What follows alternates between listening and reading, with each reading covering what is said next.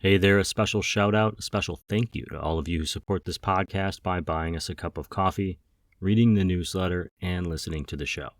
We're about halfway through season 11, and we couldn't have gotten this far without you. I've said that before, I'll say it again, because it's true.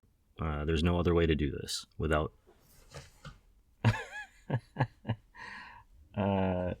Sorry for the interruption, but my dog just fell off of his bed, and he looks very confused. There's really no other way to do this, and we certainly appreciate the support. You can find the Buy Us a Coffee link in this podcast's show notes. Now, on to the show. You okay, buddy?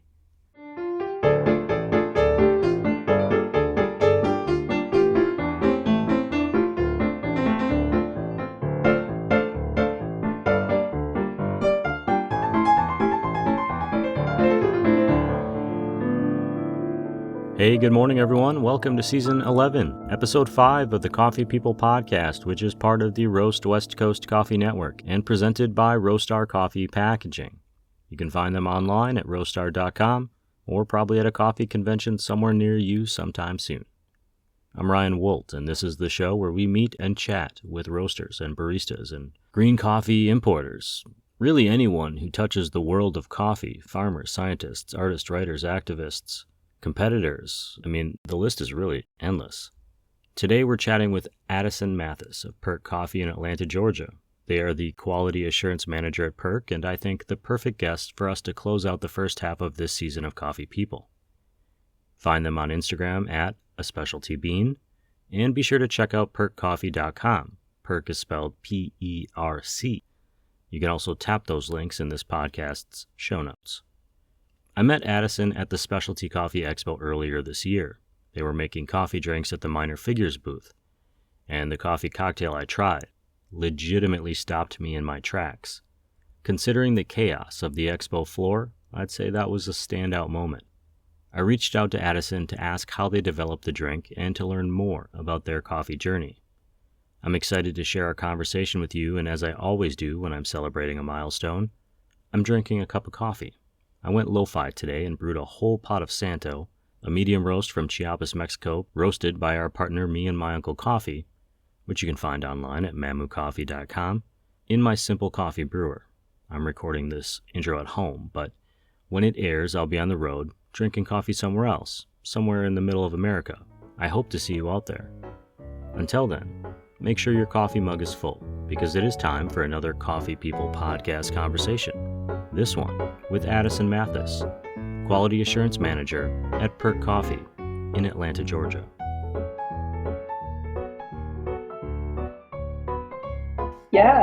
So my name is Addison Mathis. My pronouns are they, them, and I'm based in Atlanta, Georgia. I have been working with Perc Coffee for the past 3.5 years, for the entirety of my time here in Atlanta, and I am currently their Quality Assurance Manager and Head of Training. So I oversee quality of product and service for our now 6 retail cafes.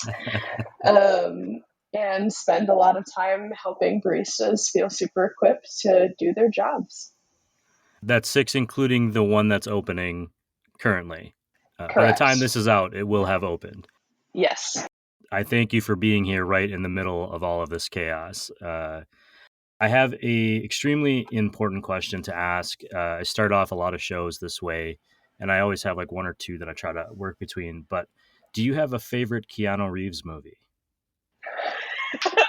I actually am not well versed in the movie world, so I don't know. I'm not familiar with a lot of movies. I am trying to get better though, so I do very passionately accept recommendations. All right, I'm going to suggest that you watch The Lake House with Keanu Reeves and Sandra Bullock. Oh, Sandra Bullock, into it. Yeah, save your judgment for the end, okay. And just enjoy what is a shocking movie that was ever made. Incredible. Well, I want to know who you are. I mean, what's your backstory? Where did you come from? I know you're in Atlanta now, but where did this coffee journey start for you? Yeah, so I grew up in Jacksonville, Florida. And that was where I experienced my first specialty cafe. When I was in high school, I went to a shop called Bold Bean that my friends were obsessed with. And I think I kind of fell in love with like the culture and the space of coffee before I became interested in the product itself. And just, I really liked that it was a place where I felt like comfortable, and it was just a place to like be out of my house and hang out with my friends and like drink an iced vanilla latte and have a good time. And I always felt like something was kind of drawing me to coffee. And so I moved to Tallahassee, where I went to college after high school. And one of my friends had a job at a cafe. And I was like, sure, sounds fun. I could use some extra money.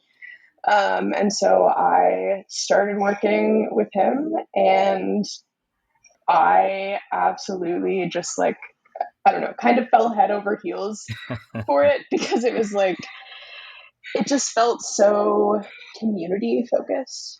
And a lot of my coworkers were so creative, and they cared so much about like providing really good hospitality. And it just felt like a really special thing to be a part of. And so that's kind of what pulled me in. And then I started becoming more interested in it. And then I ended up getting a second part-time job at a more specialty cafe, and was doing that while I was in school. And I studied psychology in college, initially thinking that I wanted to be a therapist, and then decided that that was not for me. And so I became a therapist in a different way when I became a barista, I guess. Yeah, just a therapist who doesn't get paid as much, Exactly. right? But has just as hard of a career. Yeah. I think baristas, especially the baristas who work on the floor 5 days a week, are some of the most resilient folks. They, have conversations with all kinds of people. I spent decades working in the bar business and behind the bar and running restaurants. And I spent 1 year working as a barista, and it was the hardest year of my hospitality career by a mile. That's wild. And I was sucked in by the community of it as well, with no understanding of the coffee side. But at the end of the year, I was like, I'm going to go back over there where I make more money, but I'm going to just appreciate what we've achieved here. So you're starting to move into specialty. That's because you're starting to appreciate the coffee side of it more, in addition to the community, I assume. How did that path go from that first specialty experience to where you're at now in Atlanta? Yeah. So some of my coworkers in that shop were plugged in with like the greater coffee community, which I really didn't have a concept of until I started hearing them talk about their friends all over the country, all over the world, who they would see at like expo and competition, which I didn't really know anything about at the time. And I was working there for a couple of years, and then the pandemic started, and things got weird for me, as I think they did for most people, to put it as long story short as possible. And kind of I wasn't quite sure if I wanted to go down the therapy route still at that point, but I kind of approached my life in the sense of like, I will do the next thing that makes sense. And if something stops making sense, then I pivot away and try to figure out what the next thing is. And so working in coffee in Tallahassee kind of stopped making sense. And I wanted to be in a bigger city, and around more coffee communities specifically, because I had like gotten a little taste of it, and I just really wanted to be around people who were as excited about coffee as me. So I had friends who lived in Atlanta who were like, if you want to move here, you can live on our couch for a month while you start work and like figure your stuff out. So that's exactly what I did. I got a job at Perc, and I think like a week later I was driving up with my Prius packed full of some furniture and clothes, and I just started. And that my first day of work here, at the beginning of my time in Atlanta, felt just like an immediate affirmation that I had made a really good decision in coming, because I was surrounded by so many people who cared so much about each other and about the craft of coffee, which was like my dream. It was something that I knew I really wanted. And so, yeah, it was a really special time, and just have kind of continued to enjoy all of different rabbit holes of coffee that I have fallen down since. I can see you almost getting a little emotional about remembering, that first experience. And I'll also say the Prius is an underrated moving van. Absolutely. You can fit so Unbelievable. much in a Prius. Thinking back about that at the beginning of the pandemic, which is way further back than we even realize day to day, and this new journey that you're on, did you think then, having that affirmation that I have found my place in this coffee community, or did you see it more as this is a place where I can grow in this community? I think it felt more of the former right off the bat, because what I came into and what I saw was a team of people who really cared about serving excellent coffee, but who also really believed in each other in a way that I think I hadn't experienced in a team format quite like that. And so it just felt really special to be a part of. A lot of the growth that happened for me shortly after I started here in Atlanta came from my direct boss, who would come to me and basically say, like, hey, I see a potential in you to be really good at this thing. Like, let's figure out how to get you there. So a few months after I started, I became a lead barista and helped open the second Perc location in Atlanta, which was a very challenging experience for me. I had trained people before, but like not up to the par and standards that we hold at Perc. So it was a learning experience for sure. Well, and since then, you have gone way further down the rabbit hole than most coffee people do, and you've joined the competition circuit. I met you at the Specialty Coffee Expo in Chicago, where you had developed a coffee cocktail for the event. When did you start seeing coffee as more than going to work every day baristaing, but as being part of this other side of coffee that most people don't see? And I say that having recently come from the expo, and you're surrounded by 10, 15,000 other people who are all in that same mindset for the most part, but realizing that's still a really small subset of people generally. Yeah, so it all started with someone who was my coworker when I started at Perc, who is now my best friend. His name is Daniel Boris. I think maybe my first week at Perc, he just said to me, "You're going to be the world barista champion one day." And I I had no idea what that meant. Like, my friend in Tallahassee had done Brewers Cup once, I think, and so I had like a concept of the competition, but really didn't know much about it. And so I went home that night and I watched a routine. I just typed in like barista competition, and then I think Lem's world routine from 2016 was the first one that came up. And I watched it and I just started crying. And I think I've spent like a lot of time in just reflection, especially on my time in the competition circuit, reflecting on that. And I think it kind of came from this expression of like just really being dedicated to a craft so much that you're willing to put that much of yourself into this like performance and this presentation, and paying attention to all of the details and then watching that be really celebrated.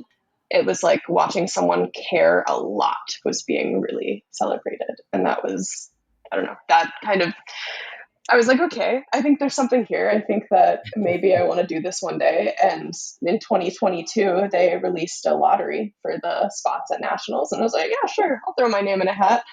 We'll see what happens.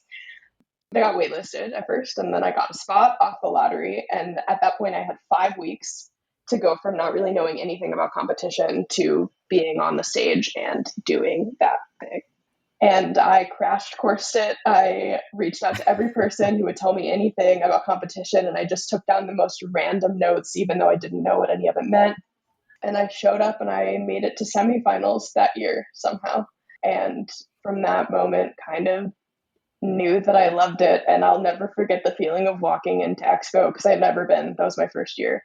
And just seeing so many people who, like, I have watched their routines and I have like learned from them through Instagram, or people who I had like met on the internet but never thought I would ever see in real life. all of these people coming together, like the community. I've never felt something quite like that. How important is winning? That's the question. Is that the goal, or is the drive because of the experience and the passion for crafting something that you're proud of? Where does winning fit into that? That is a great question. And I think that if you had asked me a year ago, I would have a different answer. Because I think the first year, and I think the beginning of last season competing, I really wanted to be there for the experience, to be around so many people and to like have all of the pre-performance jitters in the prep room where there are like all of these super badass coffee professionals just like talking about really nerdy niche coffee things, and you're getting to taste some of the best coffees in the entire world, which is just a really special thing to experience. And the process of crafting a routine and learning the competition and spending a lot of time with the coffee is a super educational one. I think I've learned a lot of what I know about coffee just from preparing for competition and being in that environment. So that's continues to be a big motivating force for me. I would like to win one day because I mean, for the obvious reason that like it's cool to win, and it gets you access to a lot of resources, basically, which I think is why a lot of, well, I actually won't speak for a lot of folks, but I think that's a big part of why some people who compete, who I've talked to, like to compete. I also think that whether it is me or not, I would love to see more marginalized folks like placing in the top 6 and winning the competition. I really want to win as a trans person who's disabled, to kind of have more of a platform for talking about those things and more like overtly normalizing those things' presence in coffee, because I think there are a lot of small subsets of the community where they're like really understood and really respected, and like where transness is really celebrated, and then there are other pockets of the community where that is less the case. Sure. So that piece also feels important to me. Coffee shops in general, I often find a more welcoming environment than other places in the community, where maybe not less welcoming, but not as overtly accepting either. You just don't see the recognition of it, so to speak. You mentioned disability. We actually rescheduled this because you were having a flare up of symptoms from PCS, which I believe is post concussion syndrome. And I was wondering if you could talk a little bit about that, what it is and how it impacts your day to day, and in particular, working in coffee.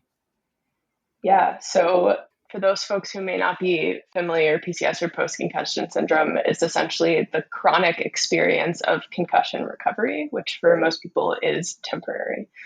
Over the past 7 years, I've had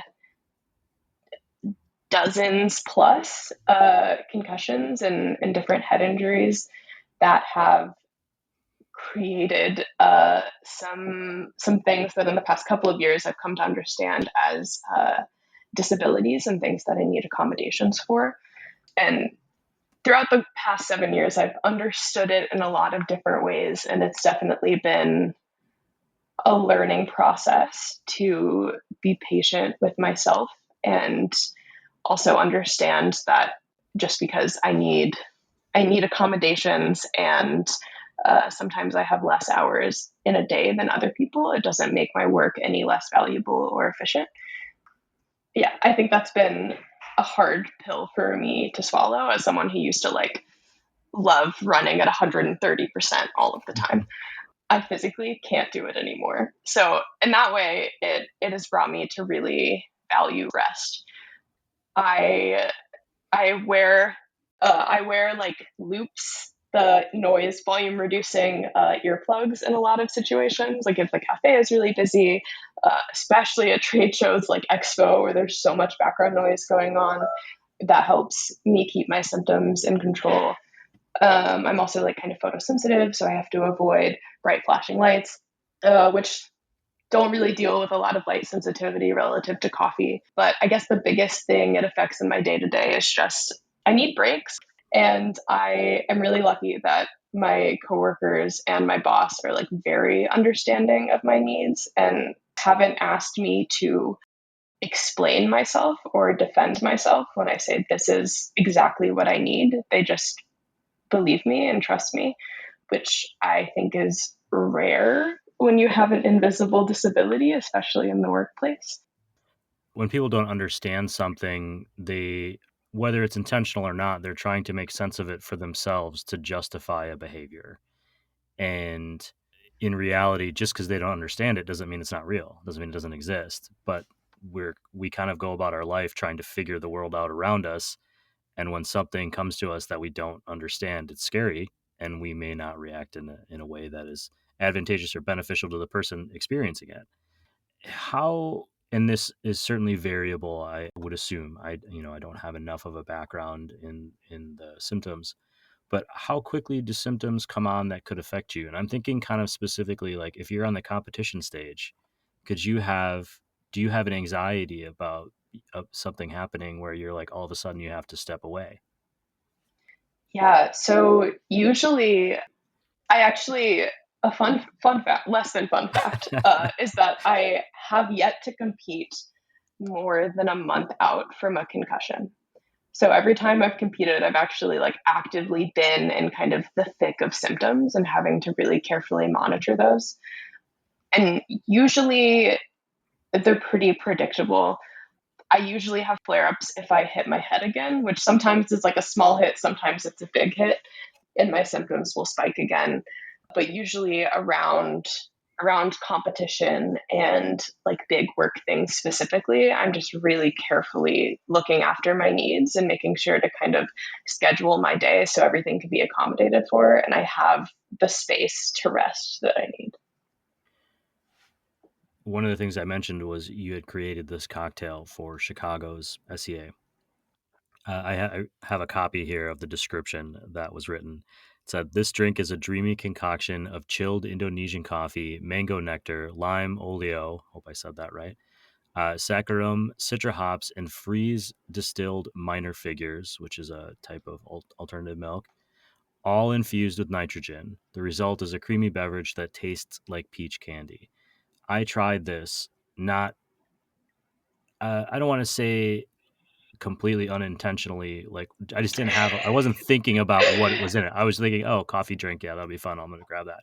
And then Mhm. I put some of it in my mouth, and it was like, it stopped me in my tracks. It was such a unique flavor. I couldn't even tell you if I liked it in the moment. I had to really think about it and process what I was drinking. How do you start to develop a drink like that? Where does that process start to go from coffee is going to be part of it, and I have to take it somewhere interesting and unique for the audience? Yeah, so that drink was designed specifically for the USBC circuit this year. That I didn't get to end up serving because I got COVID the night before I was supposed to, or tested positive for COVID the night before I was supposed to compete at qualifiers. Luckily, Minor Figures had a booth at Expo and they were sponsoring me for the circuit. And they were like, hey, you never got to serve this to people. You should serve it here. So that was how I was able to bring it to the Expo floor. But with everything in competition, it's all built around the score sheet. So the score sheet with signature drinks is basically looking at how do you create a beverage that is focused on the coffee, that connects to the coffee conceptually, and that transforms the flavors that already exist in it. So I knew I wanted to pull kind of inspiration from different sources to tie the conceptual thread. And so I wanted to add like something that is specific to Java, something that is specific to baristas to kind of like thread that line of the connection across the supply chain of the industry. So I started researching like I Googled fruits that grow in Java. And I was like, okay, which one of these do I think I could work with? And mango and limes were two of the front ones. And I had worked with oleosaccharum last year and really loved experimenting with the way that you can get some of the like zestiness of citrus without the sharpness of the acidity in it. So I knew I wanted to make a lime oleosaccharum, and then I knew that if I was using mango, I would probably use a mango nectar for the like creamy tactile it can have. I knew those two things going in. I knew it was going to have minor figures. And I actually set out trying to create like a milk punch kind of thing. And then I added the minor figures and it didn't curdle. So I was like, oh, okay, well, I guess a milk punch isn't going to happen. But then I found that I could get a really creamy tactile in the drink. And it wasn't like minor figures isn't an oat milk that like tastes like oats. It's like does a pretty different thing.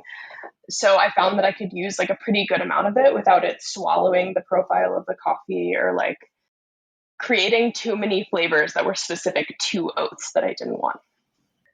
So I always start out with cold coffee because cold coffee is generally more temperature stable. If you get a hot drink, the flavors are going to evolve as it sits, as it cools down. And I just kind of started messing around with ratios, and nitro charging a beverage is just a pretty easy way to get like a creamier tactile, which is always delightful.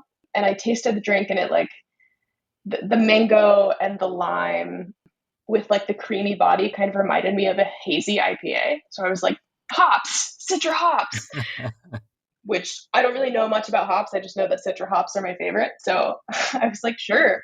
And I added just 2 drops of Citra hop water that I made. And it was enough to get it was like it tied the thread of all of the flavors together. And it also created that like peachy aromatic drink. It was really unique. I would say not a punch, but it kind of punched me in the mouth because it made me stop and think about it. When you create a drink like that, there's almost a drawing in the sand aspect to it, because where is this drink and drink recipe going to live moving forward beyond the competition circuit? So there is kind of this, I see this little Zen thing where you spend time creating something whose lifespan is relatively short as far as focused attention on it, right? Where do you take that experience now that you're beyond it? Obviously, you could always make that drink again, but it's also a lot of work and a very complex thing to do on a long-term basis. But where do you take that experience and maybe tie that into the next competition experience or teaching someone else? Yeah. So I'm going to think about this one for a second. I think the cool thing about the competition structure and building a drink like this, or really any time you're spending a lot of time and energy with a certain set of ingredients and just messing around with ratios, essentially throwing things at a wall and seeing what sticks. I think the time I've spent doing that has increased my capacity to like understand flavors and components in a more intuitive way, especially in competition. I go in and I kind of like have an idea of what I want to do, and it usually works out. And sometimes it's hard for me to understand why things are working out. I just like know it, or like I've spent enough time with enough like combination of ingredients that I can intuit like, okay, these things will taste good together, but if I break apart the pieces, it's like this is the acid, this is the bitterness, this is the sweetness, this is the thread, things like that.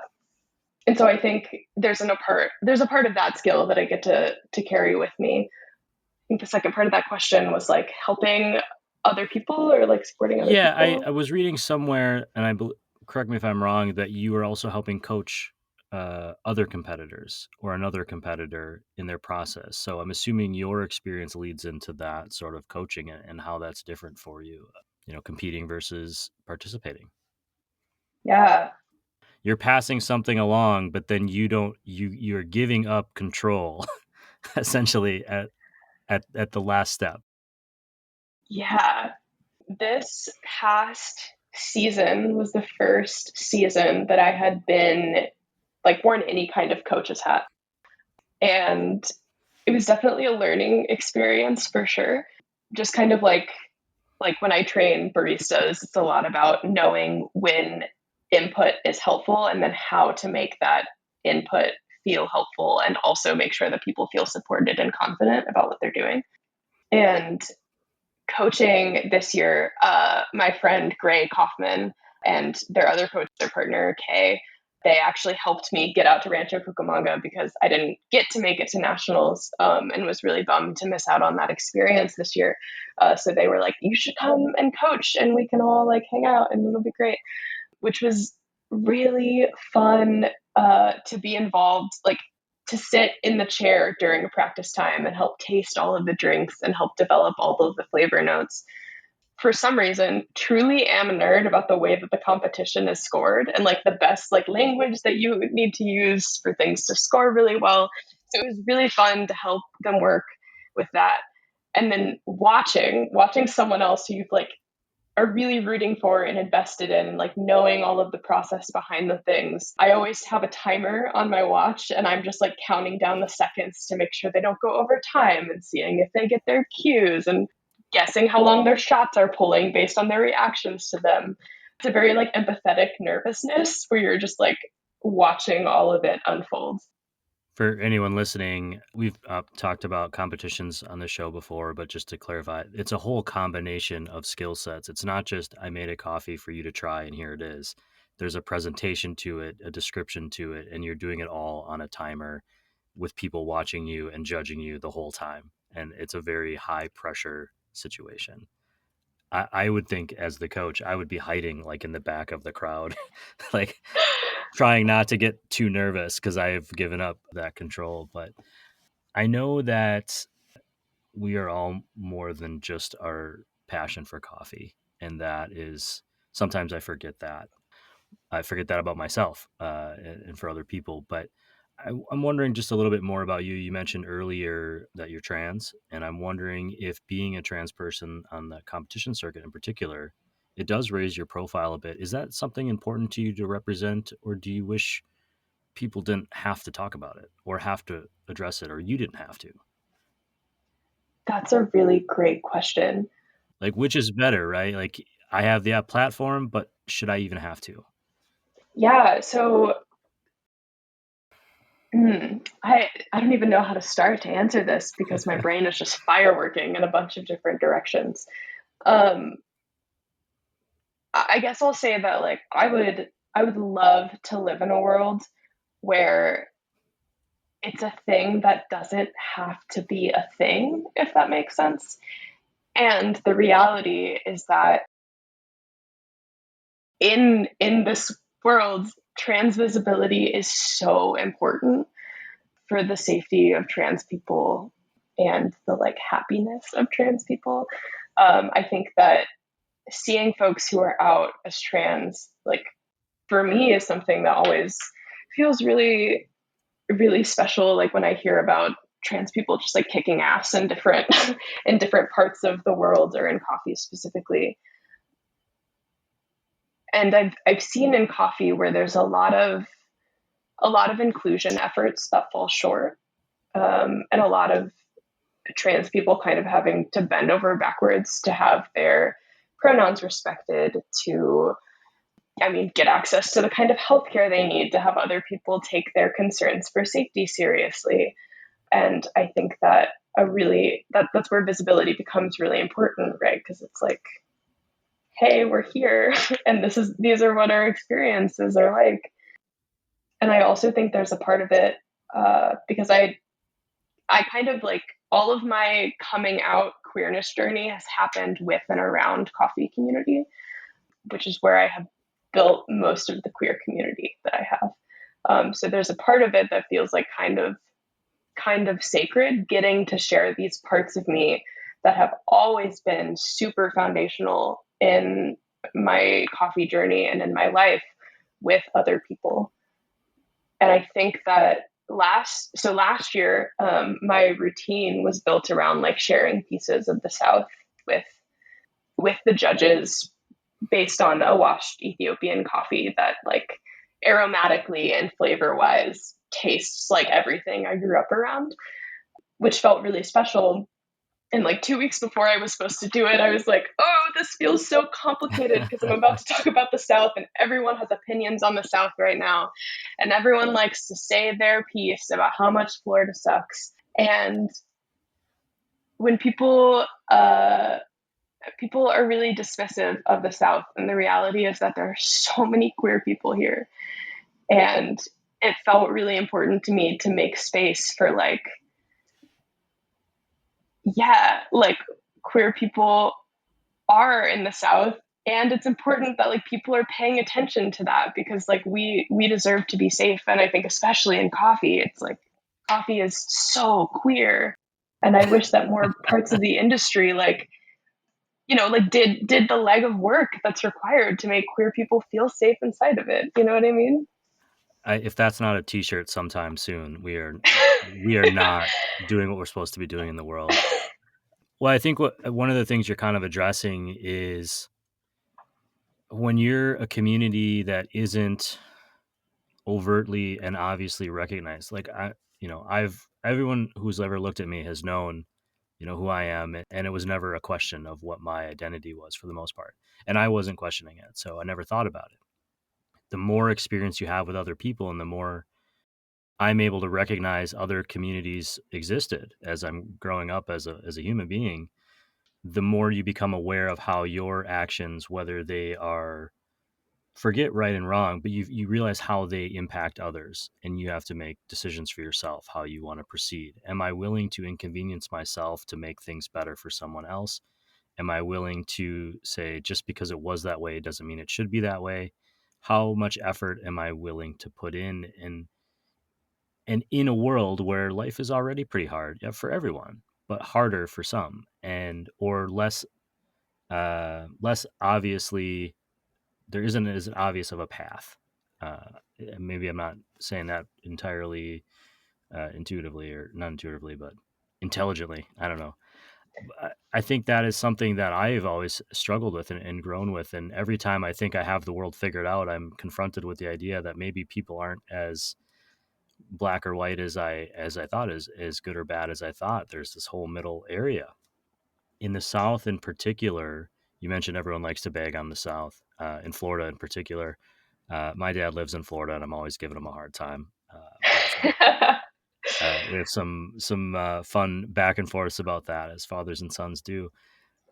What I'm hearing from you is to say that just because there might be a stereotype happening, or there might be this happening politically, doesn't mean there aren't real people here making real life decisions and trying to live a life where they are just normal, happy, accepted part of society.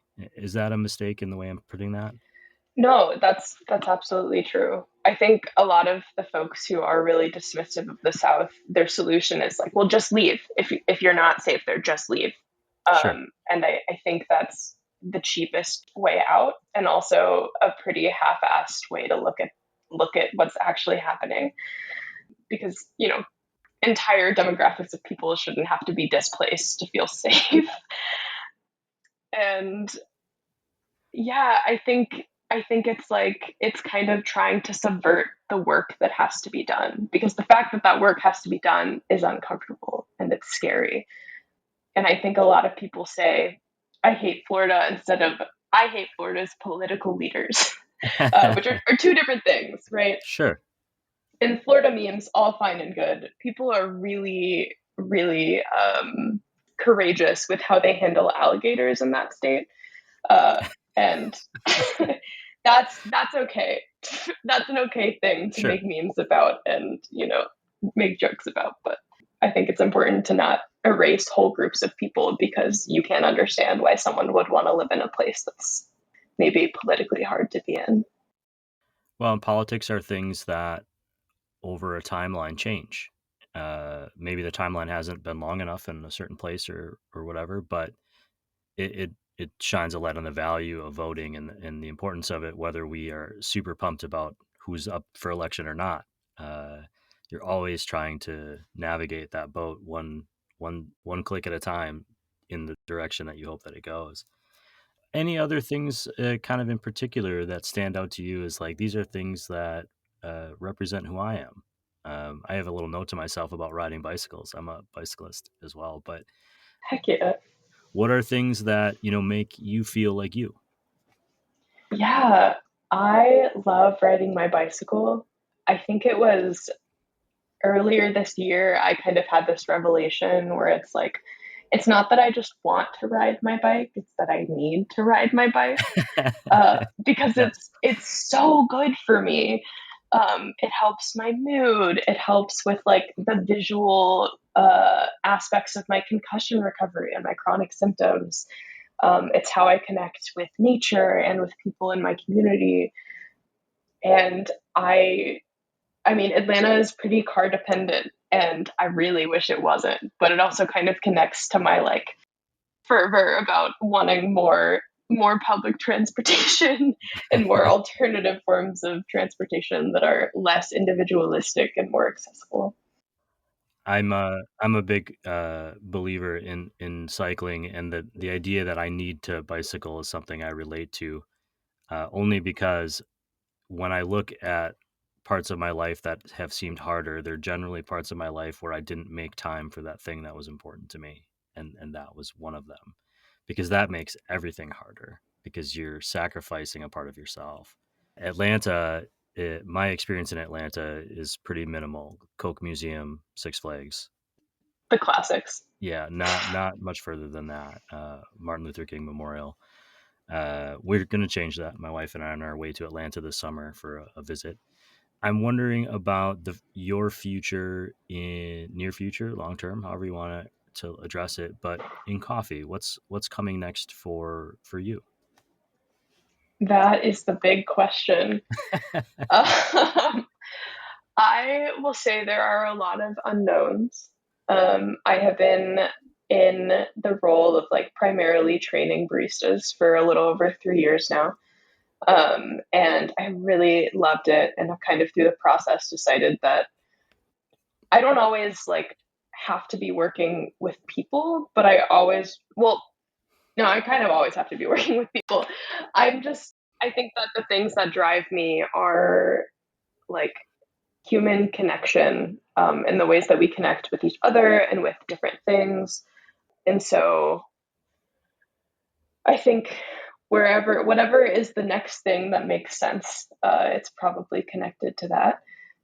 I really love my community here in Atlanta, and I've been like really happy to kind of tap into the pieces of it that still feel inexhaustive. Like I'm still meeting people in coffee who I haven't met yet, and still meeting other folks in like arts industries and just in the broader food and bev world who continue to just like absolutely blow me away with their passion and their drive for community and hospitality experiences.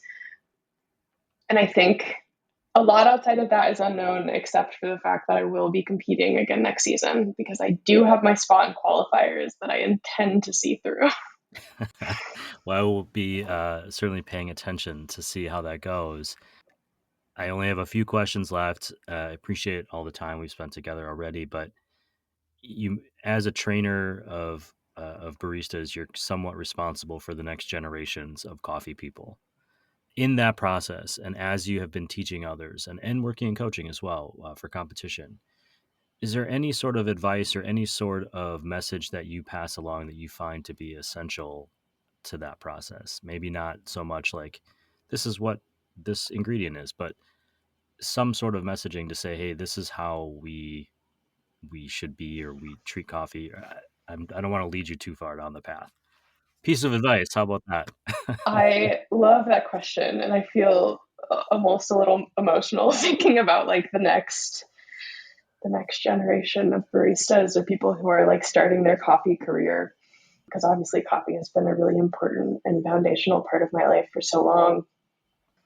I think I would say that when someone says they believe in you, believe them and really let that motivate you, and like it'll open up so much space to kind of grow inside of and to be curious and to do things you never thought you could do. But if someone looks at you and said, hey, you could do this, like my friend Danny who said, hey, you could win this one day, that kind of belief is just like one of the most special things that will take you so far. I also think that once I can't remember where I read this or listened to this or who told it to me, but I operate on this philosophy of I take my work seriously and I do not take myself seriously. And that has been so integral to my day-to-day time in coffee and in life, because I, treat things with respect, intentionality, and hard work and seriousness when that is demanded. And outside of that, it's really important to have fun and to know that you're going to make a mistake, because we're all silly, goofy humans trying to figure out how to live in the world. And so I think that's helped me maintain and return to a sense of lightness in my life that has been really important, and the interest of keeping going with all of it. I end all of these shows with a little tagline of I hope that you have enough sanity left to make it through the day. And that's because this show started during COVID. But I found that, despite our wavering attention on COVID, that statement to me applies to my every single day. At some point, I have to stop and Yeah. go, okay, are you losing it today, or where are you at? And just take a breath. And I find that to be a really an important way to address how the rest of my day is going to go. Before we get to our most the question that everybody always asks me, but I want to make sure that I didn't miss anything. Is there anything that you wanted to share today that I didn't get to, or I didn't ask, or I glossed over too quickly? I don't think so. Great. Yeah, I think we touched on all of it. Then I will close out today by asking you that, let's say you're on your bike just on a fun little Sunday ride and you see a new coffee shop that looks pretty good and you stop in. What are you going to order? Ooh, probably an espresso.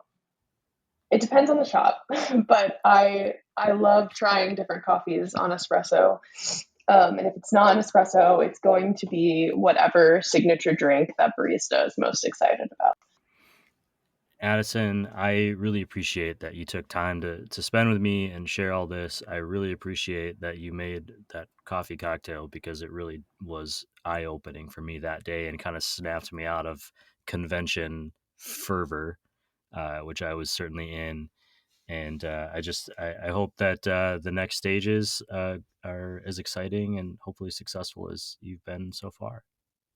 Yeah, thank you so much. And thank you for your feedback on that drink. It's really cool to hear how different people have interacted with it.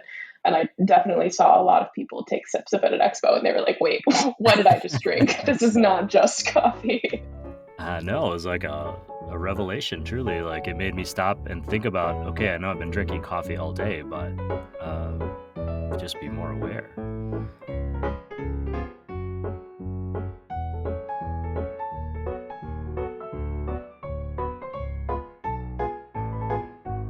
Dang, Addison. I got a little emotional seeing you get emotional talking about coffee. Okay, back to work. Some key takeaways from the podcast.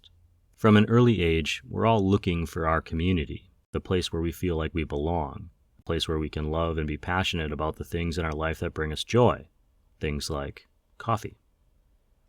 Addison's journey started in Florida, and as the things that mattered to them felt imperiled, they sought out a new community, which they found in the coffee people of Atlanta, Georgia, and at Perc Coffee in particular.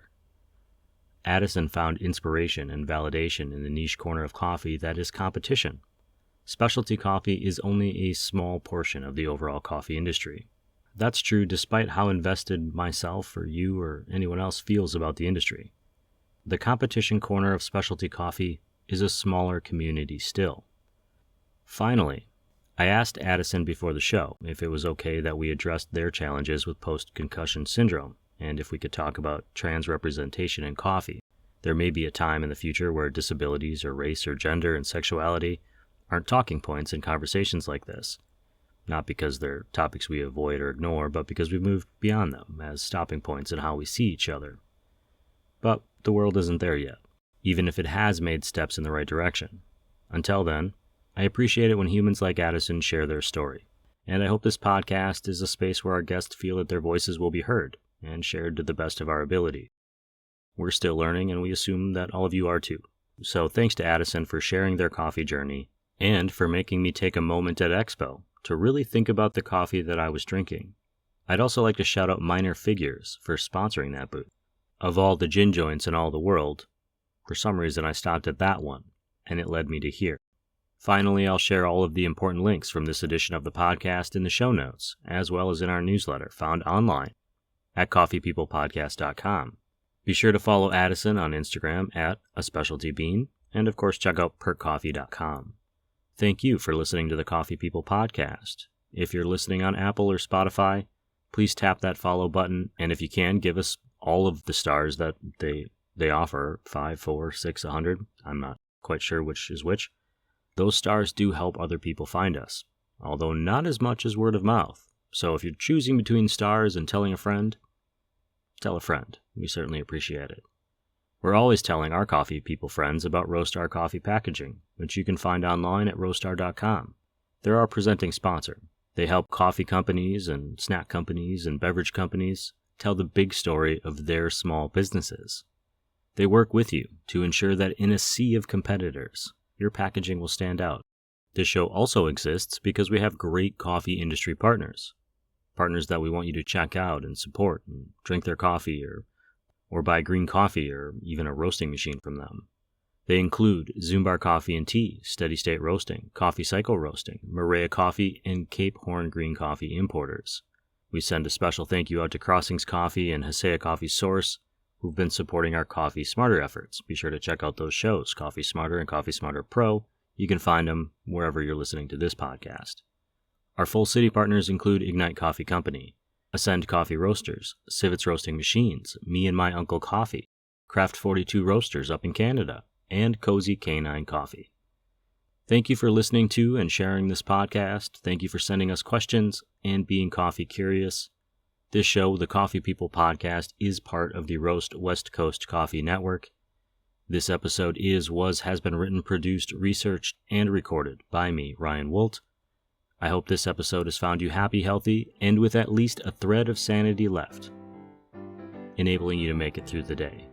I pause only because there's a siren and my thread is getting thinner. Always tip your baristas and be sure to drink good coffee.